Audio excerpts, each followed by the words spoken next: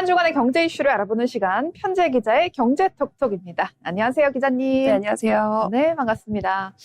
요새 환율 얘기가 정말 심상치가 않아요. 1,550원 넘게 얼마 되지 않은 것 같은데 이제 공항 환전소에서는 달러 환율이 1,600원을 돌파했다고 합니다. 그러면서 일부 환전소에서는 달러 재고 부족으로 환전이 일시 중단되기도 했다는데 이 환율이 오르면 무조건 나쁜 건지 또 외환위기 때처럼 우리가 걱정을 해야 되는 건지 궁금하네요. 네, 최근 원달러 환율은 장중 1,560원까지 치솟으면서 금융위기 이후 가장 높은 수준을 기록했습니다. 특히 공항 환전소에서는 수수료까지 더해지면서 달러를 사는 가격이 1,600원을 넘기도 했는데요.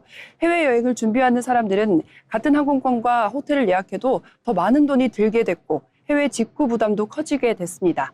실제로 환율이 너무 올라 계획했던 환전 금액을 줄였다는 여행객들도 적지 않았습니다. 네, 대통령은 이번 환율 상승을 일시적인 현상으로 보고 있죠? 네, 이재명 대통령은 최근 환율 상승의 주요 원인으로는 외국인 투자자들의 자금 이동을 꼽았습니다. 코스피가 크게 오르면서 외국인 투자자들이 차익 실현을 나섰고 주식을 팔아 확보한 원화를 달러로 바꾸는 과정에서 환율이 상승했다고 보고 있습니다. 네. 실제로 최근 외국인들은 국내 주식을 대거 매도하면서 달러 수요를 키웠기도 했는데요. 대통령은 현재 환율 수준이 정상적이라고 보기는 어렵지만 우리 경제의 기초 체력이 흔들린 상황은 아니라며 일시적인 현상에 무게를 두고 있습니다. 네, 맞습니다. 환율이 이렇게 고물가일 때, 고환율일 때 반가운 사람들도 있을 것 같은데, 주식으로 해칭하시는 그런 분들도 반가울 것 같고요. 또 어떤 분들이 있을까요? 네, 있습니다. 최근 명동 환전소에서 한국을 찾은 외국인 관광객들이 크게 늘어났습니다. 같은 돈으로 더 많은 원화를 받을 수가 있어서 한국 여행과 쇼핑 비용이 상대적으로 저렴해졌기 때문입니다. 또 해외에서 생활비를 송금받는 유학생들도 같은 금액을 받아도 더 많은 원화로 환전할 수 있게 됐습니다.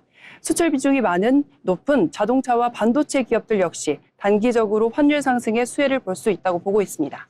네, 이렇게 환율이 높으면 IMF 외환위기 때를 떠올리시는 분들도 계실 것 같아요.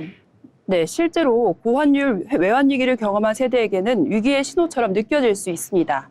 하지만 현재 우리나라 외환 보유액은 4,200억 달러를 넘고 있고 외국에 갚아야 할 돈보다 받을 돈이 더 많은 순대외 채권국 상태도 유지하고 있습니다. 전문가들은 지금 상황을 외환 위기보다는 고환율 국면으로 보고 있는데요.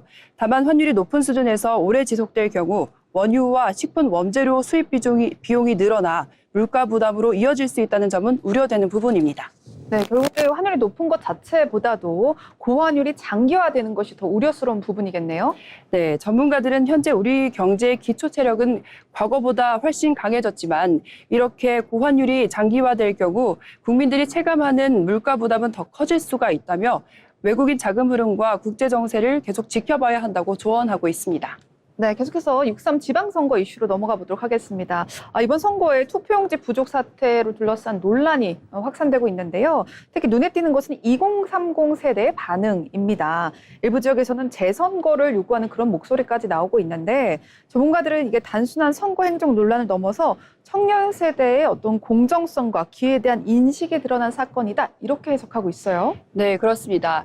이번 사태는 일부 지역에서 투표용지가 부족해서 유권자들이 장시간 대기하거나 투표에 불편을 겪으면서 시작됐습니다. 선관위는 예상보다 많은 유권자가 몰렸다고 설명했지만 선거일이 이미 정해져 있었던 만큼 준비가 부족했던 것 아니냐는 비판이 나오고 있습니다. 이재명 대통령도 선거 직후 선거 관리 과정에서 납득하기 어려운 허점이 있었다며 유감을 표하고 원인 규명과 재발 방지 대책을 마련을 지시했습니다. 네, 근데 그 특이한 것이 특히나 2030이 유독 반응이 거센 것 같은데 SNS 보니까 3만 명 결집했다 이러면서 엄청나게 PD들에 많이 올라오더라고요. 네, 전문가들은 이번 현상을 단순한 정치적 반응으로만 보기 어렵다고 설명하고 있습니다. 무엇보다도 투표는 국민이 가진 가장 기본적인 권리, 즉 참정권인데요.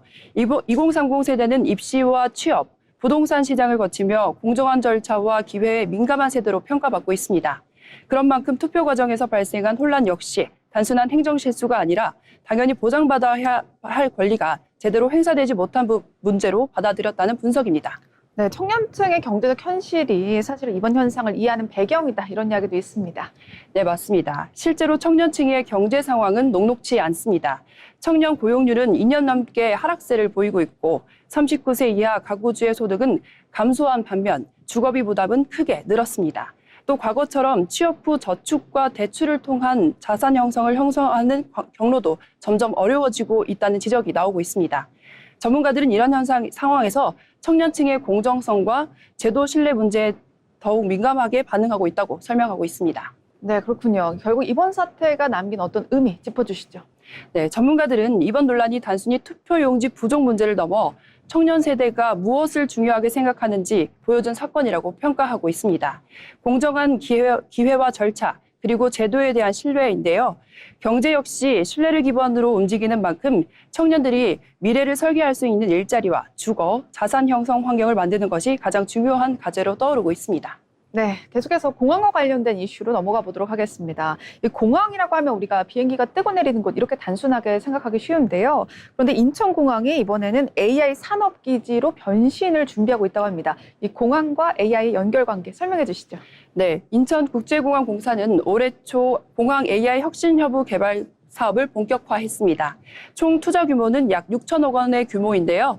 AI 데이터 센터를 비롯해 로봇과 자율주행, 도심 항공교통 관련 사업을 직접해 새로운 산업 생태계를 구축하는 것이 핵심입니다. 단순히 비행기가 뜨고 내리는 공간을 넘어 첨단 기술 산업의 거점으로 발전시키겠다는 구상입니다. 와, 그렇다면 이제 공항이 미래 산업의 테스트 베드 역할까지 하게 된다 이런 뜻인 것 같아요. 네, 맞습니다. 앞으로는 공항 안내와 보안 검색, 수화물 운송 등 다양한 분야에서 AI와 로봇 활용이 더욱 확대될 것으로 전망하고 있습니다. 공항이 첨단 기술을 실제로 시험하고 적용하는 공간으로 변화하는 것인데요. 특히 이런 변화는 최근 인천시가 그리고 있는 미래산업 전략과도 맞닿아 있습니다. 네, 그럼 새롭게 출범하는 민선국이죠. 인천시의 경제정책, 인천시의 정책과도 맞닿아 있겠습니다. 네, 그렇습니다. 인천은 그동안 항만과 공항, 송도 바이오 산업을 중심으로 성장해 왔는데요. 민선국이 인천시는 여기에 AI 산업을 새로운 성장축으로 더해 첨단 산업 도시로 전환을 추진하겠다는 방향을 제시하고 있습니다. 기존 물류와 바이오 중심의 성장 전략에 AI와 미래 모빌리티 산업을 접목해 양질의 일자리와 새로운 먹거리를 만들겠다는 구상입니다. 네, 결국 인천이 물류도시를 넘어서 AI 산업도시로서의 변화를 시도하고 있다 이렇게 해석됩니다. 네, 맞습니다. 인천공항의 변화는 단순한 공항 개발을 넘어 AI 산업 경쟁 시대에 한국의 미래 먹거리를 찾기 위한 움직임으로 볼 수 있습니다. 전문가들은 AI 산업 경쟁력이 앞으로 한국 경제의 중요한 성장 변수 가운데 하나가 될 것이라고 전망하고 있습니다. 네, 지금까지 편재 기자와 함께한 경제톡 시간이었습니다.